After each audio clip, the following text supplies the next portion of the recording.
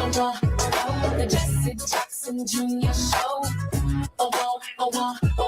The Jesse Jackson Jr. Show. Come on and talk with me. Come on and listen to me. Come on and talk with me. Come on and listen to me. KBLA, Talk 1580, download the app.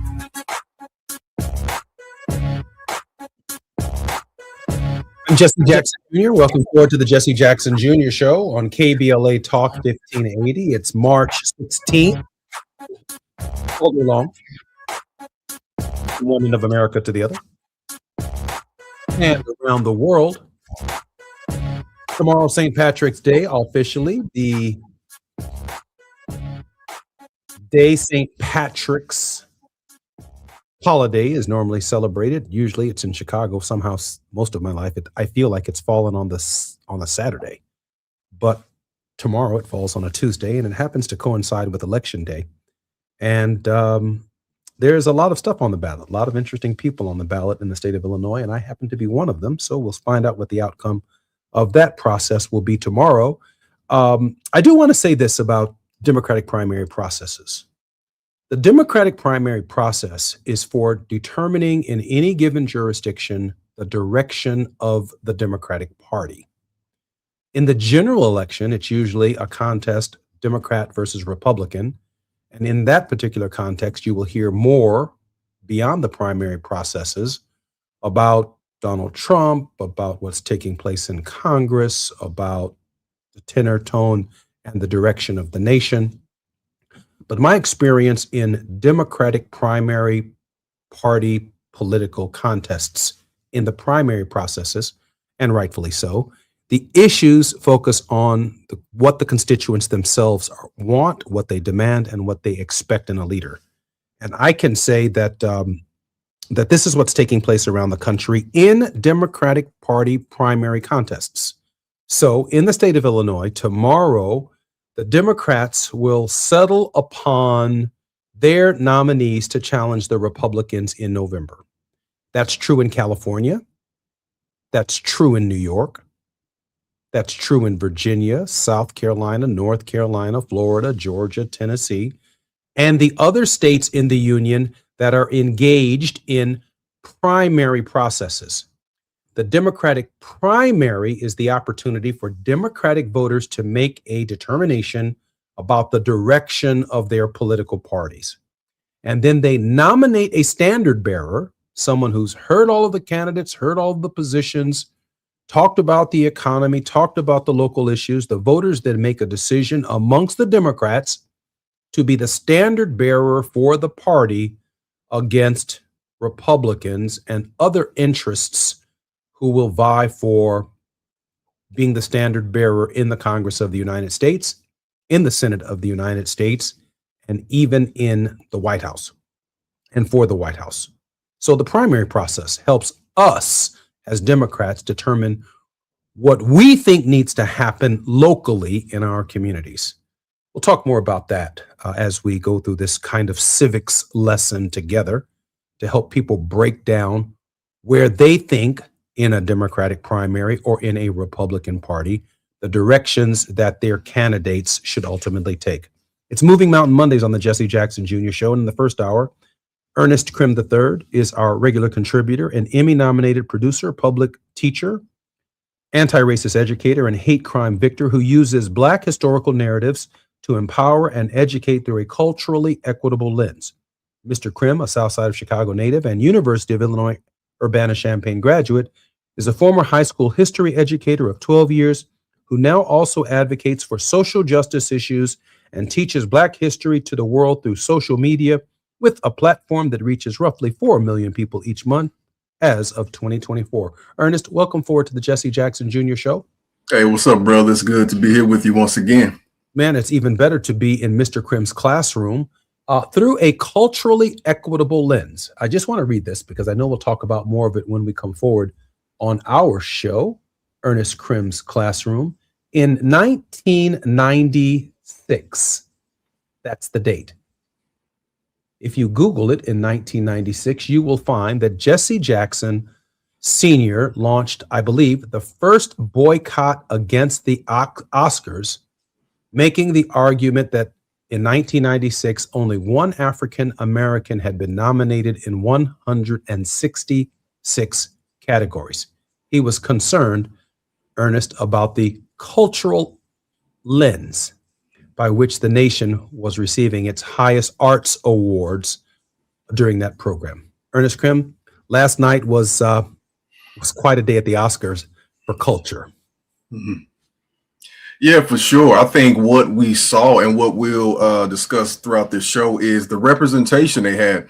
But I think overall, there's still some disappointment that people have in terms of what we generally recognize as a culture, as the most important film, and what the Academy believes is so. And there's always this huge gap between that. And I think that's what we get at and what I get at when I'm, trained in different companies and organizations and schools about what it means to be culturally equitable.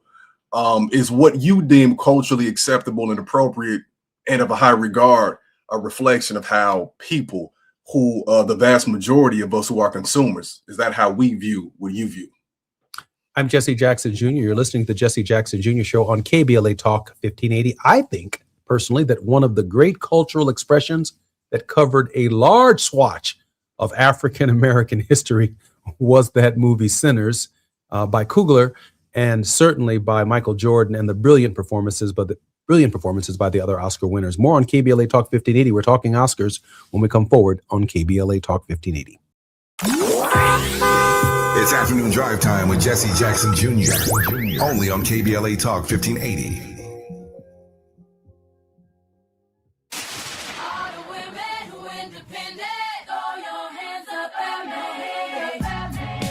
This March, we're turning up the volume on the women who changed everything. KBLA Talk 1580 is proud to celebrate Women's History Month, honoring the trailblazers, truth tellers, and game changers who shaped our world, our culture, and our community. From the freedom fighters to the firsts, from the boardroom to the front lines, from the unsung to the unforgettable, all month long, we're celebrating the stories, the voices, and the conversations that remind us that women, Black women, have always led the way. Don't miss a moment. This is our moment. This is our story. Stay tuned to KBLA Talk 1580, Los Angeles' home for the conversations that matter. I'm your girl, you're my girl, we're your girls. Won't you know that we love you? Febreze. New Febreze Air Mist has 50% more odor fighters and up to 30% more fragrance than the old formula. So now you can take on 100% more stinky odors, like sweaty gym bags, greasy cooking smells, and the after effects of the dog rolling around in something. Just spray, and new Febreze Air instantly restores just clean freshness. Smell you later, odor. Free, happy, Febreze, la la la la la.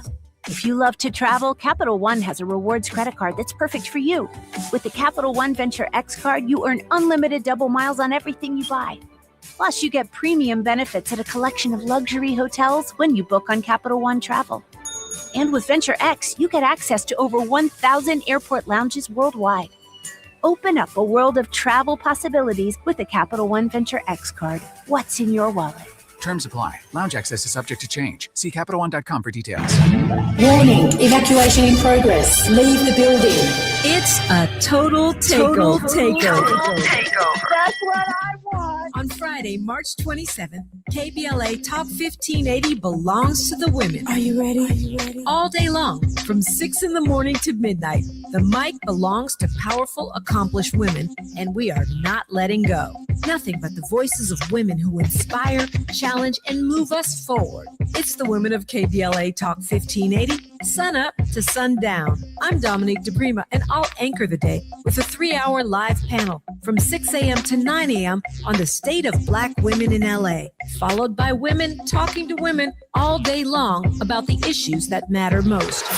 Our hosts for the day include Jill Monroe, Adrian Shropshire, Dr. Melina Abdullah, Angela Reddick Wright, Raquel Graham, Angelique Francis, Tasha Thomas, Dr. Shalonda Crawford, Dion Raymond, and featuring special guest hosts Santita Jackson and Amanda Seals. This is Women's History Month, and we're not just celebrating it, we're amplifying it. Join us Friday, March 27th on KBLA Talk 1580, where women take over all day, all night. Stay tuned to KBLA Talk 1580 and all of our socials for the rundown. You don't want to miss a single word. And happy Women's History Month from all of us at KBLA Talk 1580. To my ladies, I'll show you how to work that. You are the bomb. Now back to more of Jesse Jackson Jr. on KBLA Talk 1580. The Jesse Jackson Jr. Show. The Jesse Jackson Jr. Show. The Jesse Jackson Jr. Show. The Jesse Jackson Jr. Show. King Volley, drop the beat. Come on and talk with me. Come on and listen to me. Come on and talk with me. Come on and listen to me. KBLA Talk 1580. I'm Jesse Jackson Jr. Welcome forward to Mr. Krim's Classroom on the Jesse Jackson Jr. Show.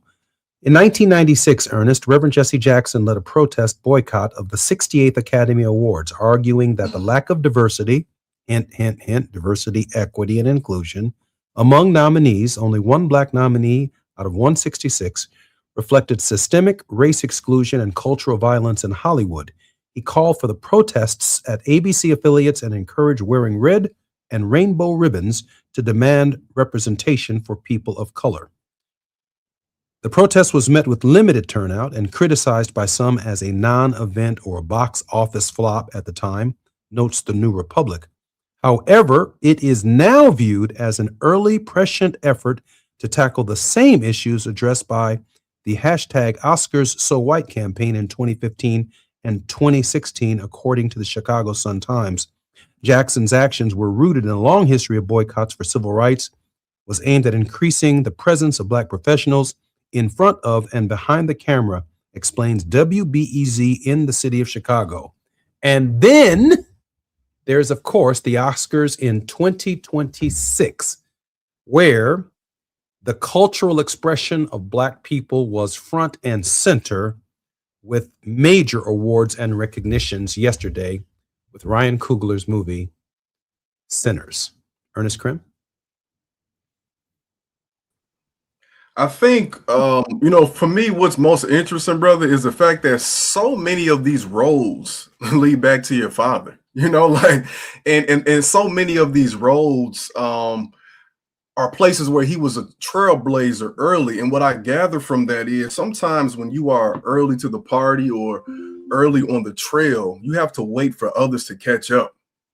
And I think what's profound about this, what he did, ironically, 30 years ago, is the fact that so many people, some of which were in our own community, felt like he was, in the words of our generation, doing too much, right? But he was speaking up because he understood how important the role of the media was in us framing an understanding of who we are as people, but also people outside of our community. I would like to remind people historically that the number one form of entertainment in this country, the first form of entertainment, was minstrel shows. These plays that went around the country that portrayed us as deviants, as less than human beings, as nefarious people, white actors primarily in blackface. The first blockbuster in this country's history, Birth of a Nation, which was recreated by brother Nat Parker as Birth of a Nation, honoring Nat Turner. This was a minstrel show movie that was regarded as a blockbuster.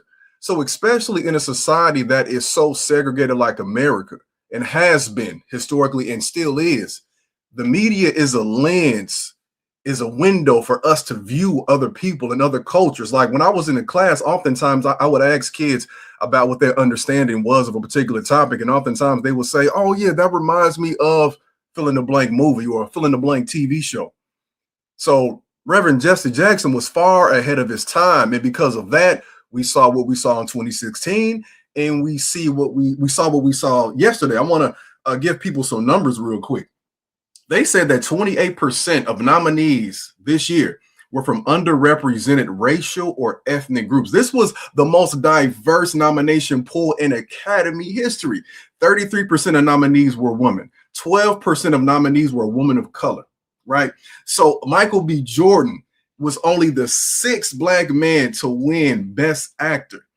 Autumn Durrell Archipel became the first Black person ever to win Best Cinematography. And Ryan Coogler, of course, also won Best Original Cinematography. So we're talking something 30 years in the making, but there's always still so much more work to do. You know, I'm so proud that you went through the numbers. And just without giving the film away, which everyone should absolutely go see and support. I know that Ryan Coogler has been on Tavis's show here on KBLA. I know that Michael B. Jordan has also been on KBLA. What was so fascinating about this horror film is it is set in Jim Crow, which, as you know, Ernest, was a horror of a period for African Americans. So you had a horror film within a horror reality that was so cinematographically spectacular that not only does it cover the dynamics of Jim Crow, beginning, of course, at a train station and the two twin brothers, both opposite sides of the railroad tracks, if you will, and then this magnificent expression in a juke joint of the history of African American music and its influence from the Caribbean, from Native Americans, from Asian influences. And I'm not going to give the complete show away because you got to go see it to believe it. An extraordinary representation of the spiritual, the cultural, the political, the racial, the economic dynamic that is then, and in large measure, what it means to be an African American. And for a lot of this, going back to our previous conversation about culture, for a lot of what was shown in that movie, you have to be a part of this culture to truly understand it. And one of my reflections about the Oscars and any award show, really, especially as it relates to who we are as people, they could never truly validate or invalidate our art. We know as people that Sinners was the movie of the year. Besides the fact that it was great, it just created and invoked so much discussion in our culture, even with the title, because that was when you think about how triggering that is in certain communities to call it that.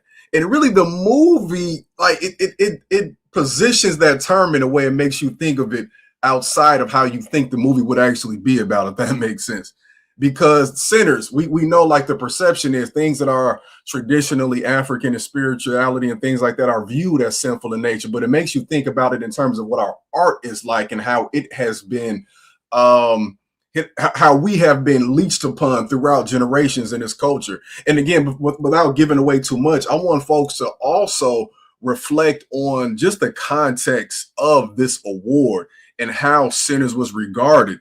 Besides the fact that they have the most diverse nominee selection, probably the most diverse voting class, but also too, for those of you who have been following Ryan Coogler and Michael B. Jordan for some time, understand that what's great about what Ryan Coogler has done is he is always been someone who has played by his own rules and done it himself, done it the way that he wanted to do from his first film, Fruitvale Station, which paid homage to Oscar Grant, which Michael B. Jordan starred in, which was a low-budget film that was a profound, to me, masterpiece of a film.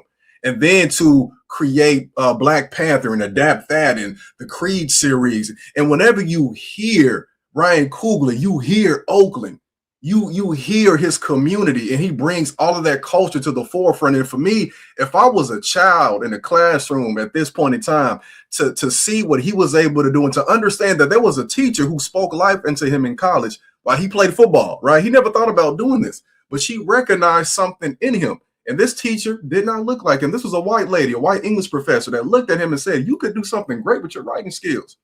This is a profound lesson for our kids to understand the value of their imagination and being around the right people.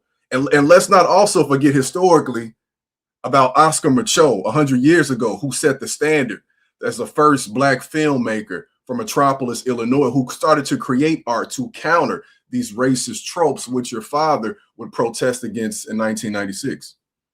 I'm thinking when I saw, just looking at the spiritual dimension of the movie and how it begins in a church and how the preacher is preaching to his congregation, and as yet, even in the midst of being the shepherd of a flock, he still has a son who, I think there's probably no other way to say it, but in that particular time frame would have been seen as being outside of the grace of God because he didn't play Christian music. He was interested in the blues.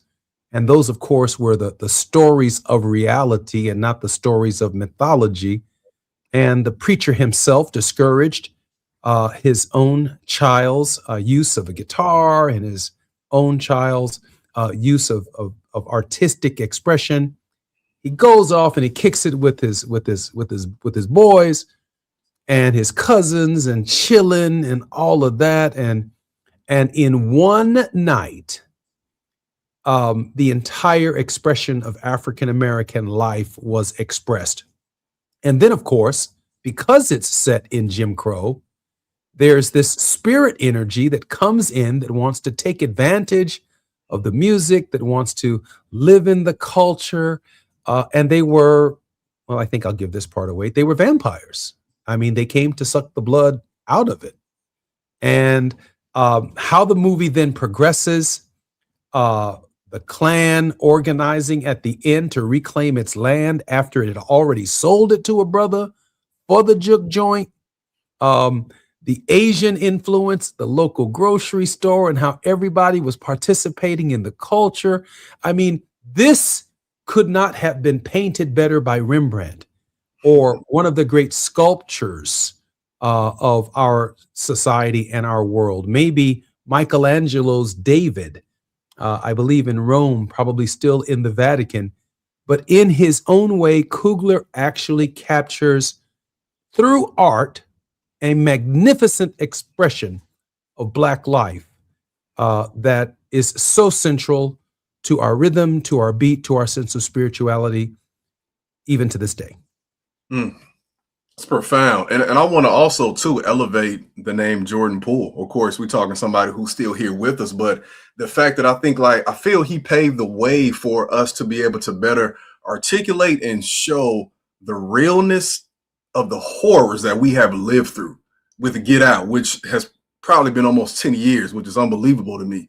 But when we think about what horror movies represent to white culture, white American culture, and we think about our lived reality, it pales in comparison. I just saw, took my kids to see a cartoon movie over the weekend, and I saw there was a Scream 7 in theaters, right? Unbelievable. But Scream, that whole thing pales in comparison to the idea of us being lynched in the Jim Crow South and having to flee. Talk to some of your folks, your relatives that are still here, and if they live on the West Coast, if they live in the Midwest and the Northeast, ask them how they got there, why they came there. Oftentimes they fled in the middle of the night for safety. Not all of them were able to do that, and some had to stay there and fight through it. But I think also, too, what we gather from this is how we are the bearers of the culture wherever we go. And it's something I've always reflected on. It's not so much LA or Chicago or New York that is great, y'all. It is us coming into these places and having more freedom to express who we are. Because like they said in the movie, especially for Chicago, and I got folks from Mississippi, one of Michael B. Jordan's characters, I don't know which one it was, but said something to the effect of, Chicago ain't nothing but a Mississippi, but they're skyscrapers instead of plantations, something like that, right? Wherever we go, we bring that with us, that thing that they often study in college courses and try to figure out, that thing that they try their best to profit off of. And I think that it is really profound that it has happened in this generation, because more than ever, because of the internet and social media, we have seen people want to go back to those independent ways of delivering their art to people, and attempting to circumvent the middleman or the large company, because, it's the same thing in the NBA and NFL.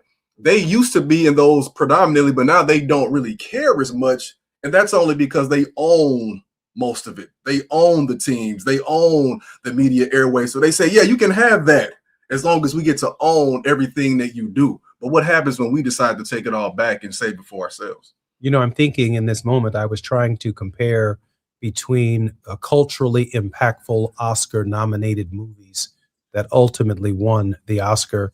And I think whatever Gone with the Wind was, in terms of the psyche of Southern culture and what had been lost at the end of the Civil War and the Confederacy, and the actors that it brought forward to the culture beyond the movie Gone with the Wind. You think about movies like Glory and the cultural significance of African-American soldiers. But in my recollection, and I'm only 61 years old, and I've only been paying attention to this for a minute, Sinners, by far, I think, digs deeper into the culture than any movie I've ever seen. I'm Jesse Jackson Jr. You're listening to the Jesse Jackson Jr. Show. We're in Ernest Krim's classroom.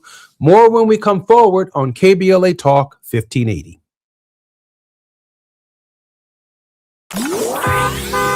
It's afternoon drive time with Jesse Jackson Jr. Only on KBLA Talk 1580.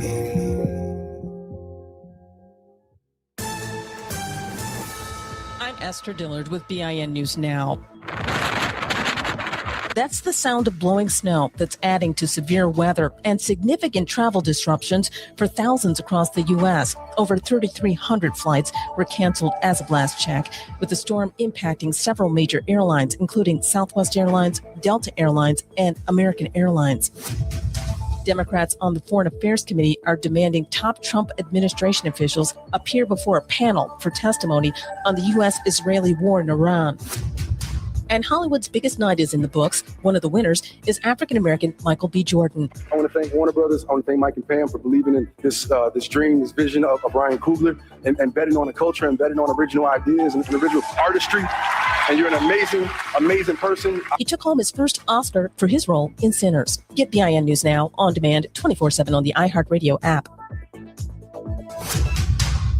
Visit Hard Rock Casino Tejon for the $500,000 Luck of the Irish BMW drawing.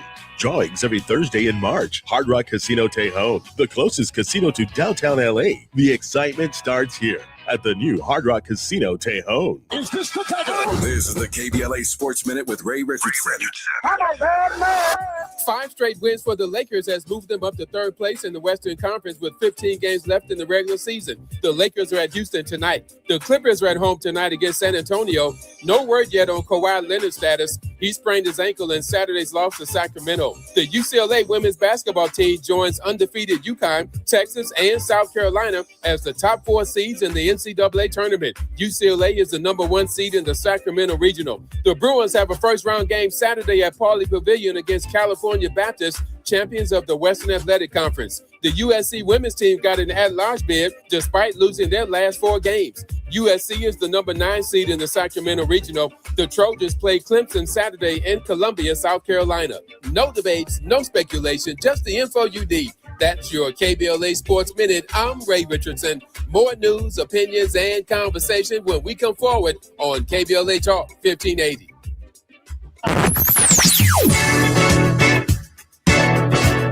Whoa, whoa.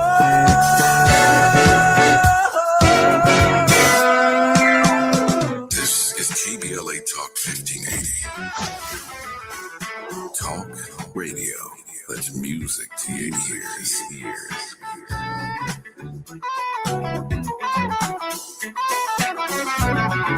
We're unapologetically progressive.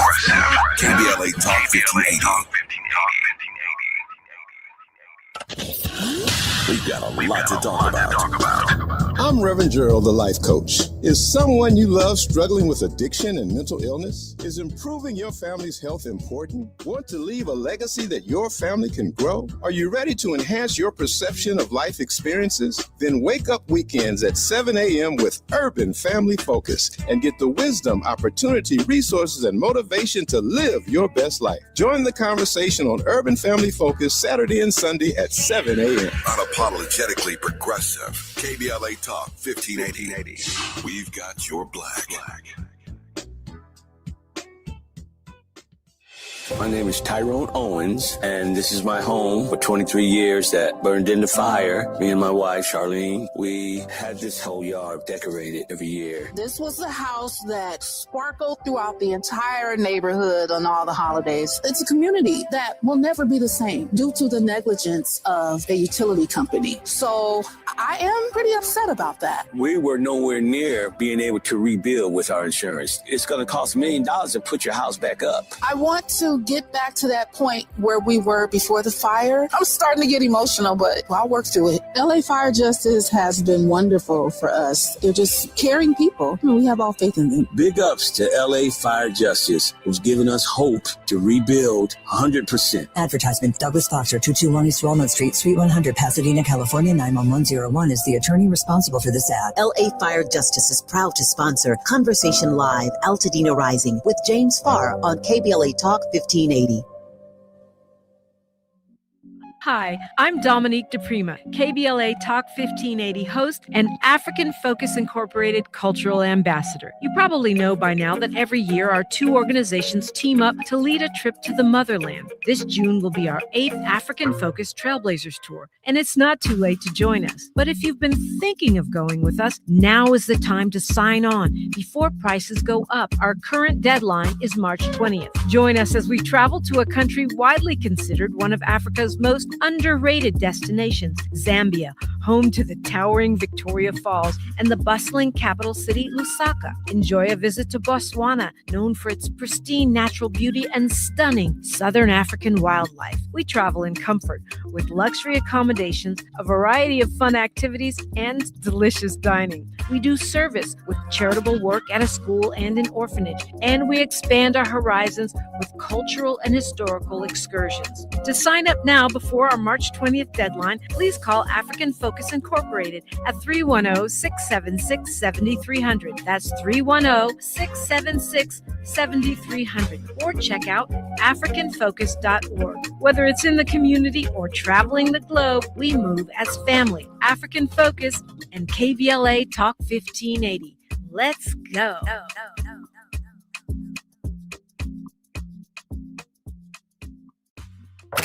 You're listening to Jesse Jackson Jr. on KBLA Talk 1580. The Jesse Jackson Jr. Show. The Jesse Jackson Jr. Show. The Jesse Jackson Jr. Show. The Jesse Jackson Jr. Show. King Quality drop the beat. Come on and talk with me. Come on and listen to me. Come on and talk with me. Come on and listen to me. KBLA Talk 1580. Download the app. And Junior Show on KBLA Talk 1580. I want to thank some of our listeners, Paula Weber and Nam Soo Hyung, my martial arts instructor, Sharton Davis, for listening in and joining us online on the Jesse Jackson Jr. Show. Also, Linda Taylor and William Payton, thank you for joining the Jesse Jackson Jr. Show. You're on with Mr. Ernest Krim in Ernest Krim's classroom. Welcome forward to the Jesse Jackson Jr. Show, Ernest. Thanks again for having me, bro. Ernest, I'd like to pivot for a moment because I was watching the news earlier today, and President Donald Trump was having a press conference. And in that press conference, he was talking about the Strait of Hormuz. He was talking about the conflict in Iran. And it is a war. It is not a conflict in Iran, but he is being somewhat strategic in allowing the infrastructure to remain intact for the world's oil supply. And on the 5 and the 10 in Los Angeles, if you're listening to me today, soon we'll be looking at $4+ a gallon of gas in the city of Chicago. And some have even suggested that gas could become as high as $7 a gallon, which would impact every Uber driver. It would impact every flight that we catch to and from any location in the United States and around the world. And it seems to me, when I heard comments from the President of the United States yesterday, that he can stop this war anytime he wants to. That seems to me that we have a war that's taking place, one, without a mission, But we also have a war that is taking place without a method. There is no conflict that can move forward without a mission and a method. It seems that Donald Trump is cherry picking and conducting this war without any strategic advice. The consequences for us on issues of affordability, like the cost of everything that comes from petroleum, plastics, styrofoam, car tires, that the consequences are overwhelmingly and very soon going to be felt by the American people. Mr. Krim.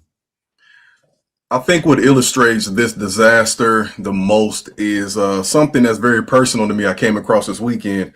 I found out from a former colleague and friend who used to do a mentoring program at my former school that a student who was a highly intelligent, artistic student who I think wanted to study to become an engineer. She was at an HBCU for a year, and we're talking within the last 4 years or so. Had a very high GPA, but was not able to afford the school. She did not have enough money, had a lot of issues going on back home. So she came back home for a few years, and we just found out recently that she enrolled in the military. And I say that in a somber tone, not to disparage those who are signing up to serve our country, but because this was not her first option. And you know, and the fact that she had to make that decision in this climate, I think is very telling to the way the economy is going. Because when I found out this, it struck me, and I became really upset and sad at the same time, because I understand that with her enrolling in the military and she's going into the Army, that there's a possibility that this child could be risking her life for affordability, because that is what she is seeking. If you think about the fact that even with the JROTC program, how it is mostly in low-income schools across the country, which means that it's mostly in Black and Latino communities. So you'll see them in LA and mostly Black and Latino schools and neighborhoods and low-income schools in the Chicago area. It's the same thing. It's something that I noticed when I was teaching, especially growing up in Chicago. You didn't really hear about kids on the northern side of town or the wealthier areas, or of course at the private schools having that, right? And then these are the folks who will matriculate through society and will become the political leaders, right? They'll become the people like Trump, who did not have to serve in the military, right? He found a way out of it because of his wealth, because of his position in society, because the person he is now was a person he was then, but he was never punished for it coming up. They get to make decisions that impact the rest of our society on this ground level, as we are seeking to find ways to provide for ourselves and provide for our families.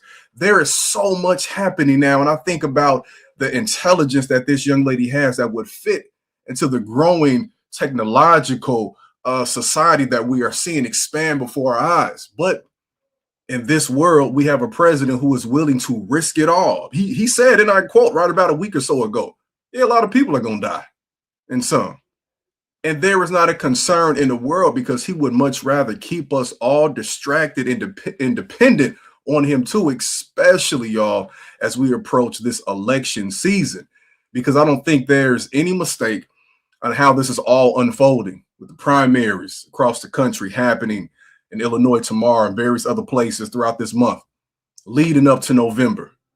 Because what I have learned growing up is this is often a way for a politician, for a president, to gain support, because who's going to be who? This is a way you galvanize people, right? This is to him. This is how you get people on one accord, because if we are fighting someone who he portrays as our enemy, then how could you be against him, right? You know, I want to pick up on that first point that you raised about the young lady who is driven to the option of joining the military on questions of affordability. At least there are guaranteed benefits.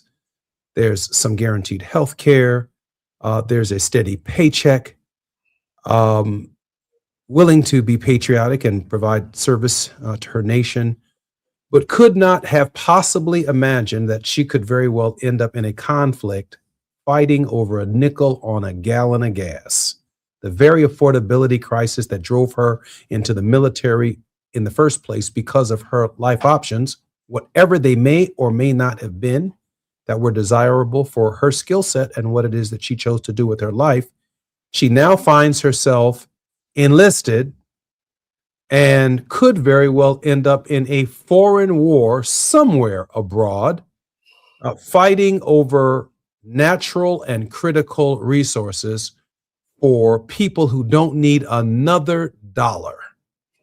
But because of the limited nature of her life options, this was the choice that was available to her. I think that was really profound, what you just said right there. And I'm just wondering how many men and women in the armed services, how many of our young brothers and sisters, regardless of their race, their sex, or the class, have expressed a desire to work, but find themselves with the only available option stepping into a recruiter's office at such a difficult time as this.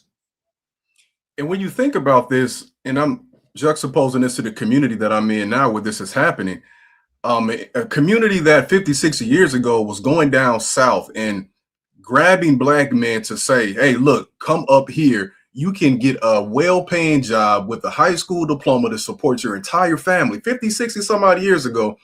Now this city, Joliet, Illinois, is on the precipice of voting for allowing an 800-acre data center to come to that same city, which is void of well-paying jobs that are allowing people to raise their families, and unless they go into the medical field or the educational field. So for kids like that across the country, that's a microcosm of what it's looking like. How do I contribute to where I live? What am I actually being bred? What am I being taught to do? How do I contribute to this economy? Where is this country even going? It's data center, it's factory after factory, it's truck traffic. And if I can't consider or think about anything else, I might as well just go to the military. We're getting some lessons from Mr. Krim's classroom. I'm Jesse Jackson Jr. on KBLA Talk 1580. More when we come forward with Ernest Krim. While you're stuck in traffic, we can at least bring you up to speed on the news of the day. You're listening to Jesse Jackson Jr. only on KBLA Talk 1580.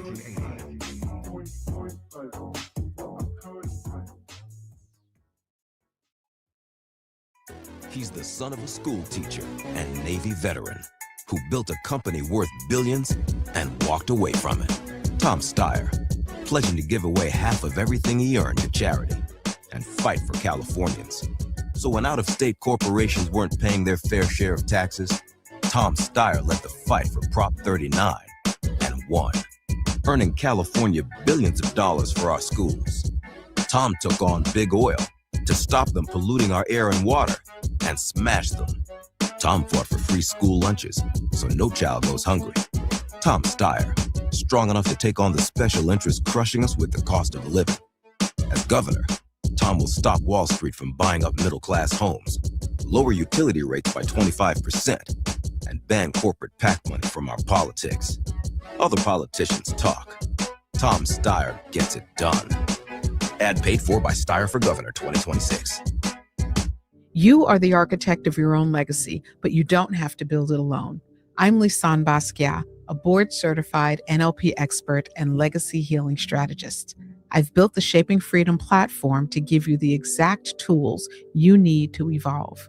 From my signature podcast and Lounging with Lisanne meditations to our intentional candles and journals. Stop living on autopilot. Visit shapingfreedom.com to access the teachings and tools you deserve for you and your family. Your evolution begins at shapingfreedom.com.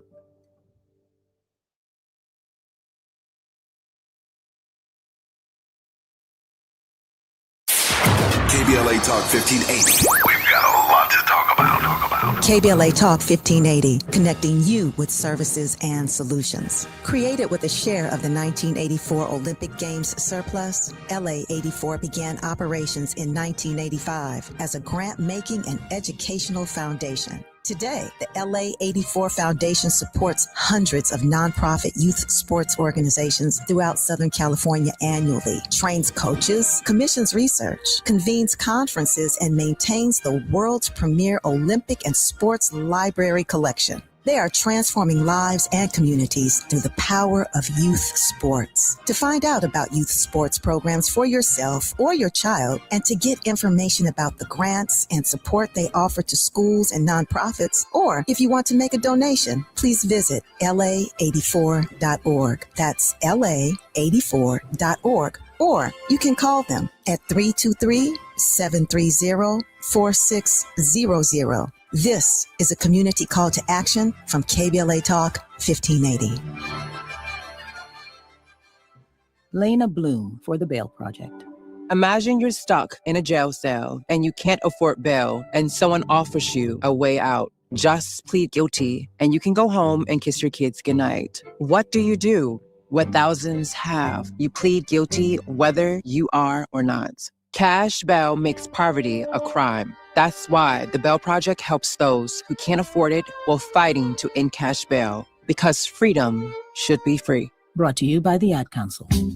Not everything announces itself. Some things simply arrive, and the room is compelled to adjust. This is grooming without apology, without noise, without compromise. Gods and money, organic formulations, clean precision, crafted for skin that does not ask for permission to be felt. Element Cream, a rare hydration layered like an oud at dusk, measured, enduring, unmistakably masculine, moisturizing oil, a quiet revolution, restoring what stress, climate, and time attempts to claim. This is not skincare. It is composure made visible. It is inevitability. Gods and money exist impeccably.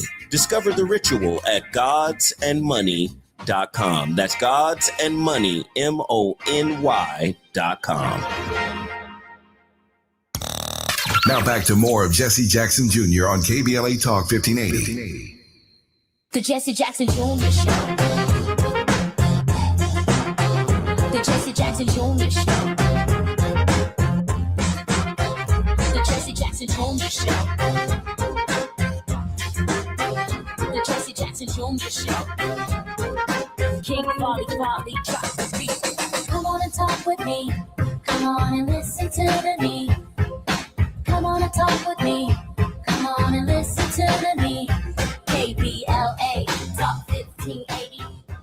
I'm Jesse Jackson Jr. Welcome forward to the Jesse Jackson Jr. Show. In our next hour, when we finish with Mr. Krim's classroom, Dr. Michael Eric Dyson is going to be our very special guest. I met Dr. Michael Eric Dyson almost 40 years ago, maybe 41 years ago, when he was a seminary professor of mine at Chicago Theological Seminary.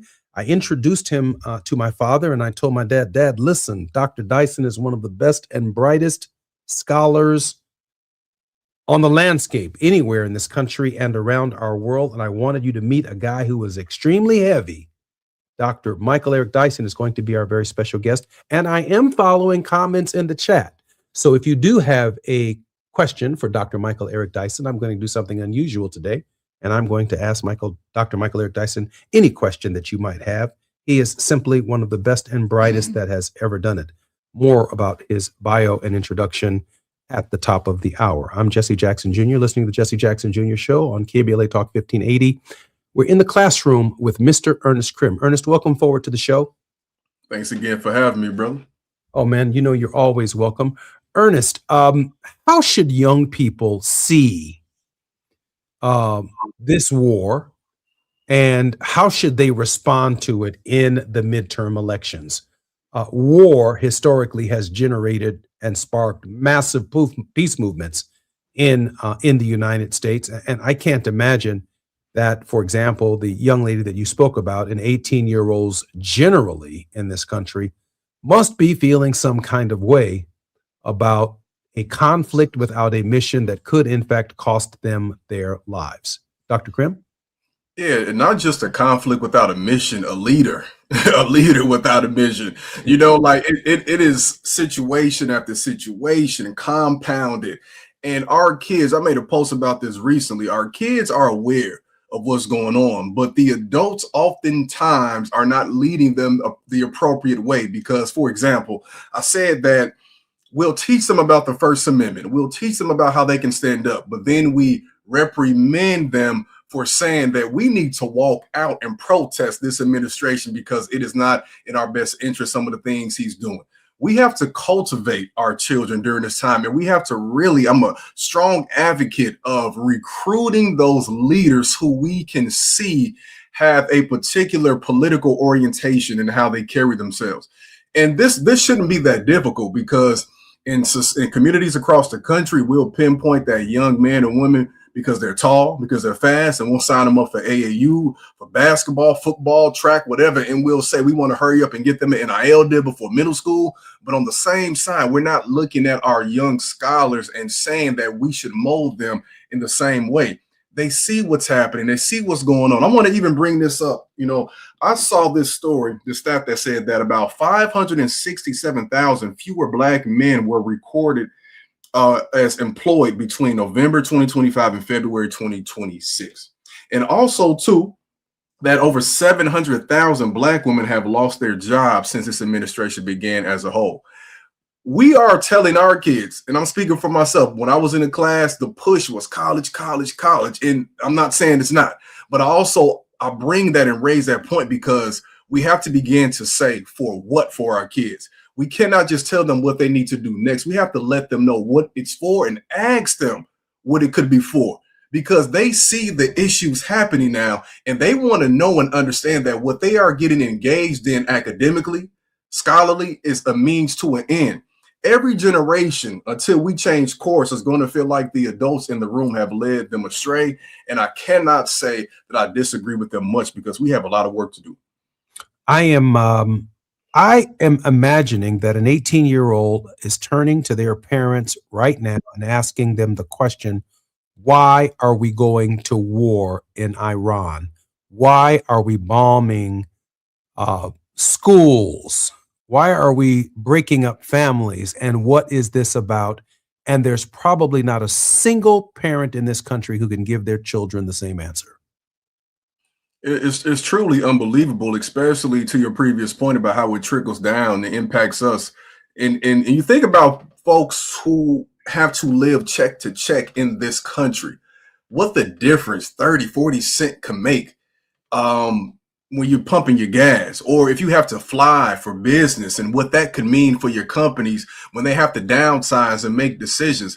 These are things. And if we look at what those unemployment numbers and how that is impacting us in our community, that is usually a sign of what's to come. And when we say those numbers, I want everybody to understand we ain't really just talking about Black men and Black women. We're talking about what's coming your way if something or someone, if some people don't intervene and speak up enough. To me, there's a clear decision when we are moving forward in November. We need a shift in power. We need to agitate within the Democratic Party to tell them and demand what we want as people. Otherwise, we'll keep getting the same things. But we have to change course, and we can't just do it for ourselves. We have to do it for our kids in the future as well. Now is definitely the time to have these discussions in Democratic primaries across our country. We must hold Democrats accountable. Ernest, we have a couple of minutes for your word of hope. Oh, my word of hope today would rest upon, I would say, going back to 1996 with the story you shared opening up.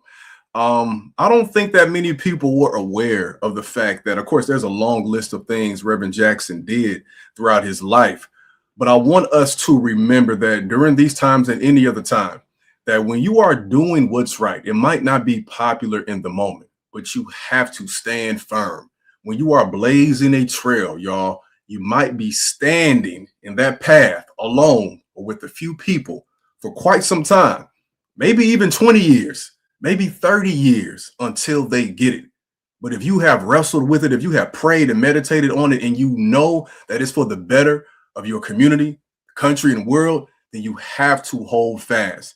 And you all know how I feel as an educator. We have to think about, with all of these lessons, all of these things that we discuss, what we can do in this immediate moment. Make sure you are voting in your local primaries. Make sure beyond that, we're preparing after the primaries for November.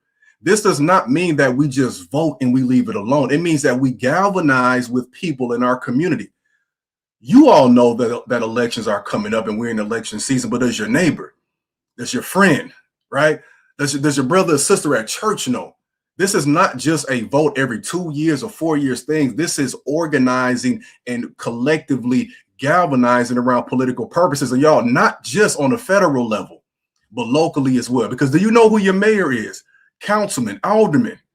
All of this matters and impacts us on a day-to-day basis, y'all. Do what's unpopular because you know it's right until it becomes popular. The midterm elections are upon us. And when we vote, we are voting for the direction, for those of us who are Democrats, we're voting for the direction of the Democratic Party. A Democratic primary is about voting for the direction of the Democratic Party.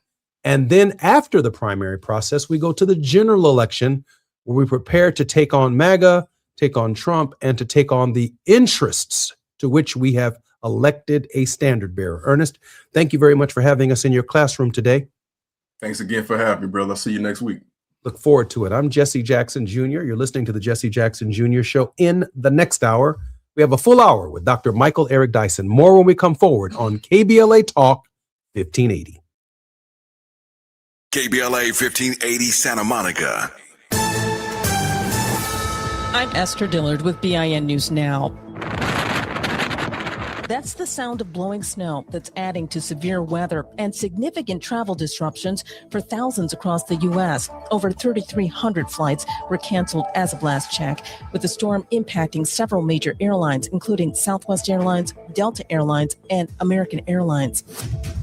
Democrats on the Foreign Affairs Committee are demanding top Trump administration officials appear before a panel for testimony on the U.S.-Israeli war in Iran. And Hollywood's biggest night is in the books. One of the winners is African-American Michael B. Jordan. I want to thank Warner Brothers. I want to thank Mike and Pam for believing in this dream, this vision of Ryan Coogler, and betting on the culture and betting on original ideas and original artistry. And you're an amazing person. He took home his first Oscar for his role in Sinners. Get BIN News Now on demand 24/7 on the iHeartRadio app. Visit Hard Rock Casino Tejon for the $500,000 Luck of the Irish BMW drawing. Drawings every Thursday in March. Hard Rock Casino Tejon, the closest casino to downtown LA. The excitement starts here at the new Hard Rock Casino Tejon. Is this the time? This is the KBLA Sports Minute with Ray Richardson. I'm a bad man. 5 straight wins for the Lakers has moved them up to third place in the Western Conference with 15 games left in the regular season.